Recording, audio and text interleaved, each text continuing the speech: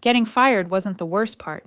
It was the silence that followed, especially from the people I once called home. The email came at 9:12 a.m. on a Thursday. No subject line. Just a 6-line dismissal wrapped in a cheerful, "We wish you the best." I stared at it for exactly 3 minutes before closing my laptop and folding my hands. Outside, Manhattan kept moving. Sirens, footsteps, the endless churn. But inside me, everything stopped. I didn't cry. I didn't rage. I sat in the break room drinking bad coffee from a paper cup, nodding like I was fine. My manager walked past without a word. No handshake, no eye contact. 9 years, and I left like a shadow slipping off the wall. When I got home, I texted my mother. No answer. I called Brielle. Voicemail. I scrolled through Instagram, hoping for a distraction, and saw it. A photo of my family on a beach in Maui. All of them. Sunglasses, margaritas, matching linen. The caption, "Finally some peace." 5 minutes later, a text lit up from Brielle. "We're on vacation. Don't call." That was it. No sorry, no, "Are you okay?" Just silence, deliberate and clean. I stared at the words, numb, until my phone dimmed. I poured a glass of wine and stood in my tiny kitchen, listening to the hum of the fridge. The world felt distant, like I was watching someone else's life through a cracked window. I opened my closet without thinking and pulled down an old banker's box labeled taxes. Buried underneath forms and receipts was a worn accordion folder. I hadn't touched it in years. I didn't even remember why I kept it, but as I flipped through the documents, Venmo screenshots, faded checks, printed emails, my chest began to ache. Names, dates, amounts, $500 here, $3,200 there, all with one thing in common. Me sending, them receiving. There was one from 3 years ago. "Hey Ava, can you spot us for rent this month? Just until Joel finds something." Another from Mom. "Sweetie, the boiler's out again. You don't want your father to freeze, do you?" A line from Dad. "You don't have kids, so you're the only one who can help." Each message had seemed harmless at the time, reasonable even.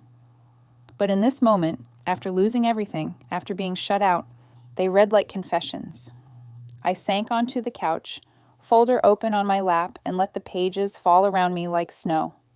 I found a payment to Brielle's dentist, $2,300. I remember her crying about emergency dental surgery. Turned out it was for cosmetic veneers.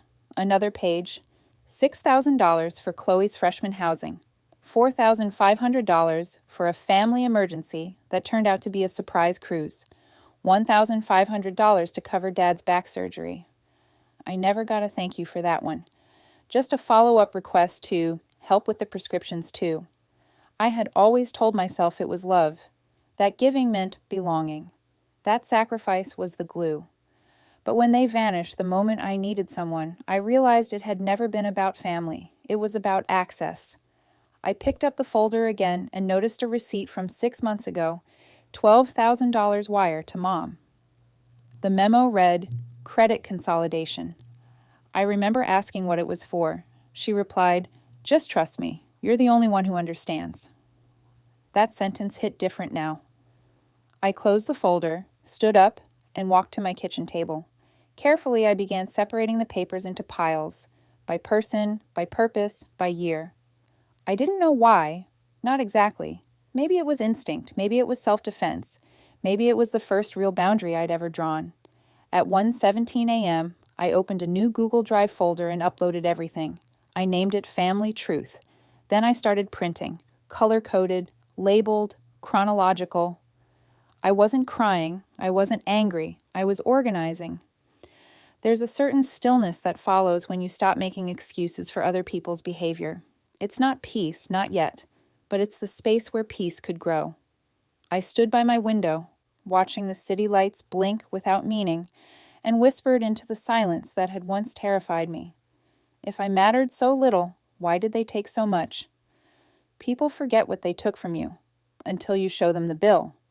I spent the next 2 weeks turning pain into paper. My dining table became a war desk. Laptop open, chargers snaking across the floor, highlighters bleeding through Post-it notes. The cold outside had finally begun to thaw, but inside, I had never felt more precise. Not angry, not sad, focused. For the first time in years, I wasn't trying to be understanding. I was trying to understand, to document, to remember. I started with my Venmo history. Line after line of requests and transfers, each one a pixel in the portrait they painted of me. Ava the helper, Ava the wallet, Ava the fallback. A $1,500 transfer for Dad's meds.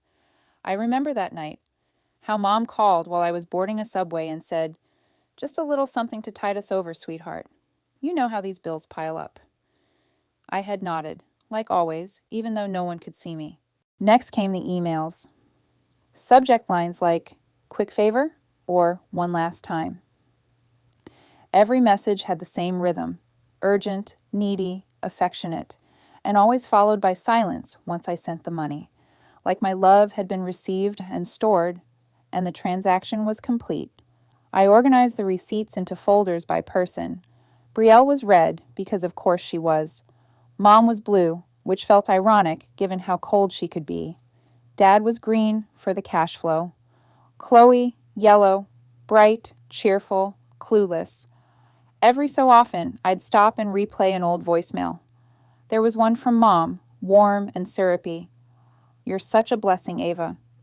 Not everyone's lucky enough to have a daughter like you, especially one who doesn't have her own kids, right? You get to focus on us. That's rare." She laughed like it was funny, like I should be proud. The more I listened, the more I realized they weren't just asking for help. They were justifying their neglect. At night, I opened old texts from Ryan. He never asked for money, but he never stopped it either. "Brielle said you'd help, but only if it was serious. This counts, right? And always a thanks, Ava, with no follow-up, no repayment. Just thanks. Like I was a vending machine that still worked even after being kicked." By March 20th, I had a full folder, both digital and physical. I printed everything, color-coded, sorted by date. I labeled the front in bold marker, "What silence paid for." It wasn't just evidence, it was a record of how much I had given while getting nothing in return. And still, part of me doubted. Was this petty? Was I just hurt? Was I the villain in a story they'd already rewritten without me? That's when I found it. A screenshot from a group chat between Brielle and a few of her friends. One of them had posted a meme about financial vampires. Brielle had replied, "My sister is basically a walking ATM with no spine. But hey, family, right?" I stared at the screen. My hand didn't shake. My heart didn't race. I just felt a click, like something that had been loose inside me finally locked into place. They didn't just take me for granted. They laughed about it. The next morning, I added the screenshot as the last page in the folder, not because it was the most important, but because it was the cleanest proof that my silence hadn't been appreciated. It had been mocked. I sat back and stared at the stack of pages. My printer buzzed with heat. My fingers were stained with ink. I should have been tired, but I felt light, empty maybe, but not in a bad way, like I had been carrying something for years and had finally set it down. A ping lit up my phone. Harper. "Still down for coffee? I'm around this week." I stared at the message, then hit reply. Yes. They didn't invite me. So I decided to show up, with everything they tried to forget. The driveway curved like a question mark I already knew the answer to. As the car pulled up to the Carter estate in Montclair, I could hear the faint music leaking from the backyard. Laughter, glasses clinking. My mother's 60th birthday party was in full swing. Picture perfect, just like last year. Except this time, I wasn't funding it. I stepped out, heels clicking against the stone. I wore black, not for mourning, but precision. I wanted to stand out, not blend in. Let them feel my presence like smoke in a room with no windows. The folder was in my tote bag, neat and thick. A single line written on the front in gold ink. Read me slowly. No one greeted me at the door. I walked through the French patio doors like I still belonged there. A server passed with champagne. I took a glass. Small talk floated through the air like perfume. Botox, business trips, someone's child getting into Yale. Then, silence. It moved like a wave, starting near the cake table and spreading outward. Brielle saw me first. She blinked once, twice, then slid her smile back on like it was part of her makeup. "Well," she said, her voice light, calculated, "look who made time." I said nothing, just smiled and walked past her toward the main table. Ryan shifted uncomfortably in his seat. Chloe gave me a loud, bubbly hug. "Ava, I didn't know you were coming." "Neither did anyone else," Brielle said too sweetly. Marion raised a glass. "Well, this is a surprise." I nodded politely.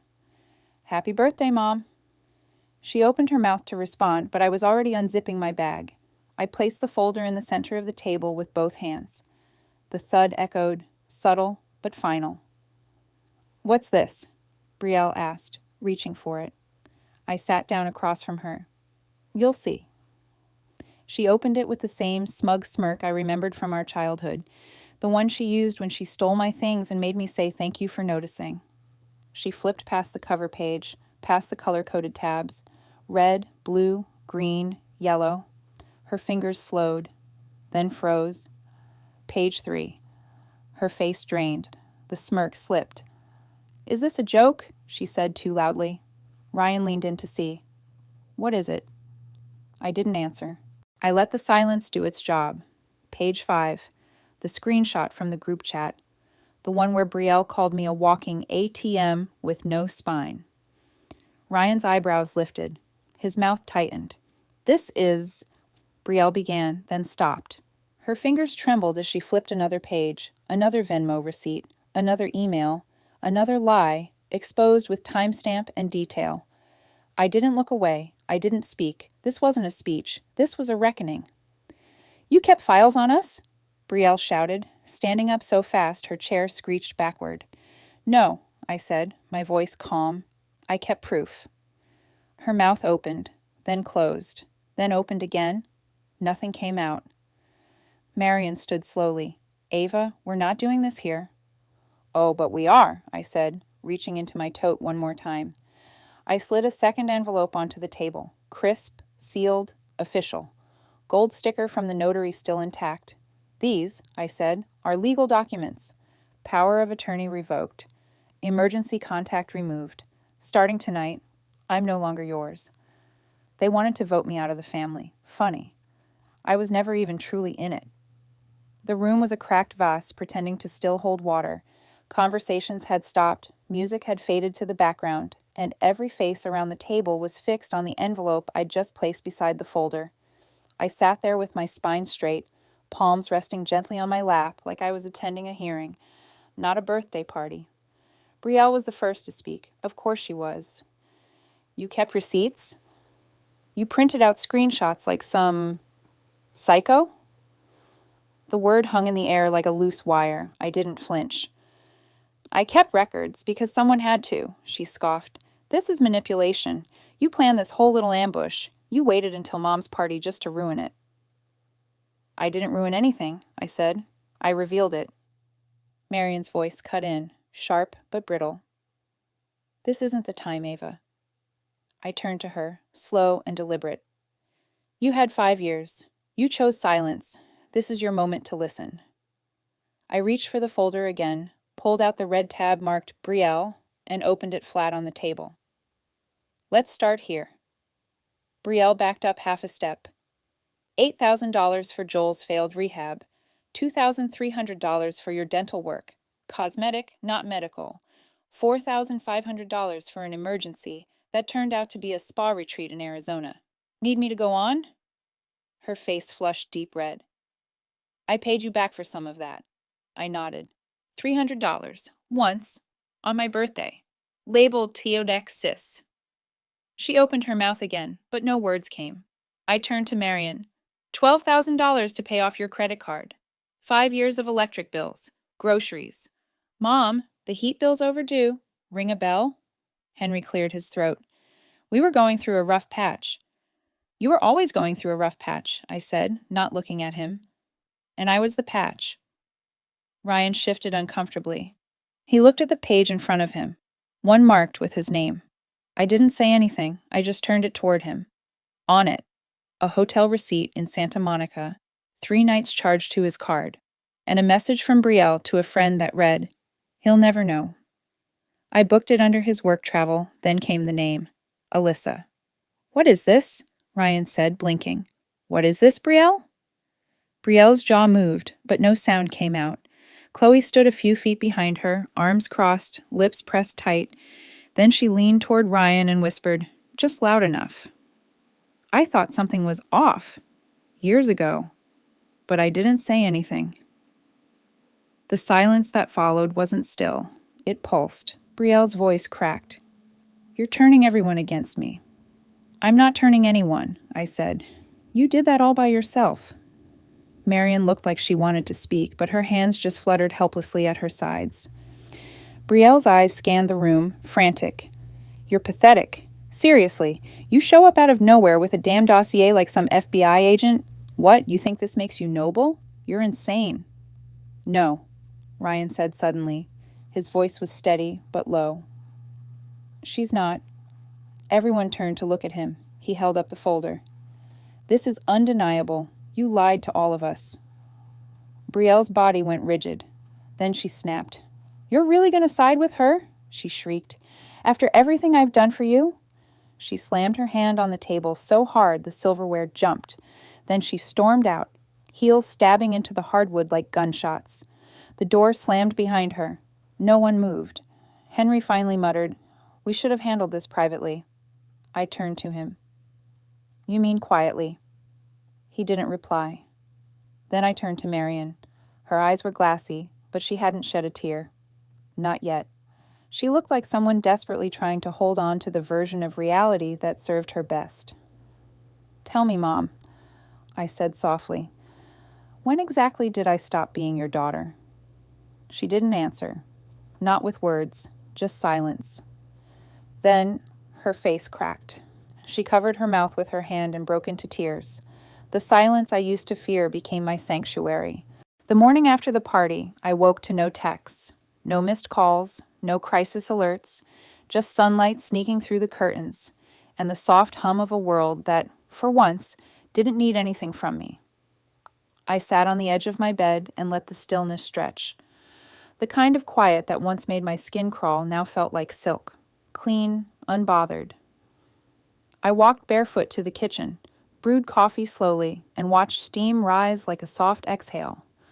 There were no bills with guilt attached, no to-do lists written in someone else's handwriting. Just me. Just now. Later that afternoon, I walked to my therapist's office. She greeted me with that calm, steady nod she always did, like she knew I wasn't here to unravel, just to be witnessed. We talked about detachment, the difference between being needed and being used. I told her I felt lighter. Not happy, exactly, but real. Grounded. She asked me something that stuck with me all week. What if control was the way you coped with being forgotten? I didn't answer. Not right away. I left her office and took the long way home, letting the April wind sting my face. The city felt slower somehow, or maybe I was just moving through it differently now. Outside a cafe near Union Square, I heard my name. Ava? It was Harper. She stood there in jeans and a soft green sweater, holding a book in one hand and a half-finished iced chai in the other. She smiled like we weren't standing in the wreckage of a life I'd just torn apart. You disappeared, she said. I shrugged. I needed to. She nodded, not pushing. Coffee? I hesitated for half a breath, then, sure. We sat by the window, and she didn't ask for details.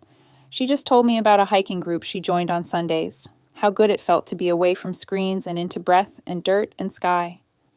She looked at me and said, You always took care of everyone else. I'm glad you're finally choosing you. I didn't cry. I just smiled, a real one, and realized I hadn't done that in a while. That night, back at home, I opened my laptop. My inbox was cluttered with noise I had no interest in reading, most of it from people who only remembered I existed when they needed something. But one subject line caught me. Thank you. It was from Chloe. Her message was short, just a few lines. You saved me once. I know I followed the crowd. I didn't speak up, but I just wanted to say thank you for showing us what real strength looks like. I read it twice. I didn't reply, but I saved it. The next morning, I scrolled through my messages. There were 7 unread texts from Brielle. The last one was the loudest. "You ruined everything." I stared at the words like they were in a language I didn't speak anymore. Then I opened my settings and blocked her on every platform. Phone, email, socials, gone. For the first time, I didn't feel angry. I didn't feel guilty. I felt nothing. And that somehow was everything. Later that week, I walked to the mailbox. A single envelope sat waiting, thick, stamped, certified, from my mother. I held it in my hand for a long moment. Then I slipped it into my coat pocket, unopened. Not because I was afraid of what it said, because for once I was allowed to wait. Not every ending comes with closure. Some just come with peace. The envelope had been sitting on my bookshelf for nearly 2 weeks, tucked between a ceramic vase and a photo frame I hadn't bothered to refill. It was thick, neatly sealed, with my name written in my mother's handwriting, still careful, still controlled. I'd passed it a dozen times, each time telling myself, not yet. But this morning, something shifted. I made tea, I opened the windows, and I sat at the kitchen table, golden light warming my skin. The letter lay in front of me, unopened and silent. When I was 12, I'd made my mother a birthday card, cut from old magazines, glued with care, corners curled where I pressed too hard. I gave it to her with a hopeful smile, waiting for her approval. She'd barely glanced at it before saying, "Don't be so dramatic," and tearing it in half to throw away. Now I held a different card, a different silence. I peeled open the envelope slowly. Inside, a single piece of stationery. No greeting, no explanation. Just 3 words, written in her familiar, tight script. "We're still family." I stared at it for a long time, flipped it over, nothing on the back, no apology, no ownership, just the same hook, the same story, delivered one final time. I read it again, then I folded it neatly and dropped it in the trash. Not out of anger, not out of bitterness, because I was done carrying words that weighed me down. I reached for my phone and scrolled to Harper's name. She picked up on the second ring. "Hey," she said, her voice soft and steady. "That weekend trip you mentioned," I said. "I'd love to go." There was a smile in her silence. Later, I walked through the park with a small notebook in hand. The air smelled like new grass and someone's distant barbecue. I passed couples on benches, toddlers chasing pigeons, old men reading paperbacks in the sun. Nobody needed anything from me here. Nobody expected me to fix their lives. I sat on a bench under an elm tree and opened to a blank page, wrote just one line. I thought I needed to belong to be free, but maybe I just needed to walk away.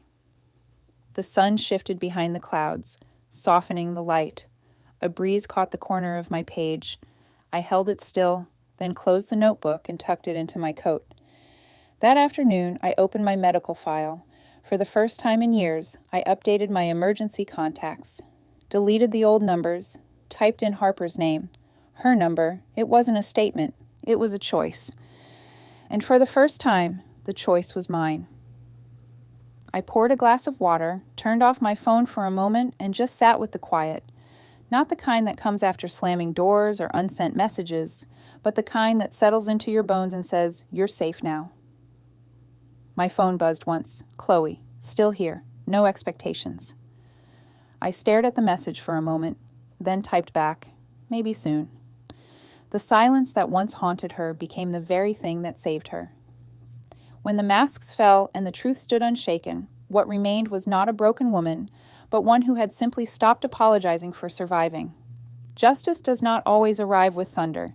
Sometimes it walks in quietly, carrying receipts. And when it does, no lie, no matter how rehearsed, can withstand the weight of a single, undeniable truth. Some doors aren't meant to be reopened. They're meant to stay closed, so the ones we choose to walk through next can finally be our own.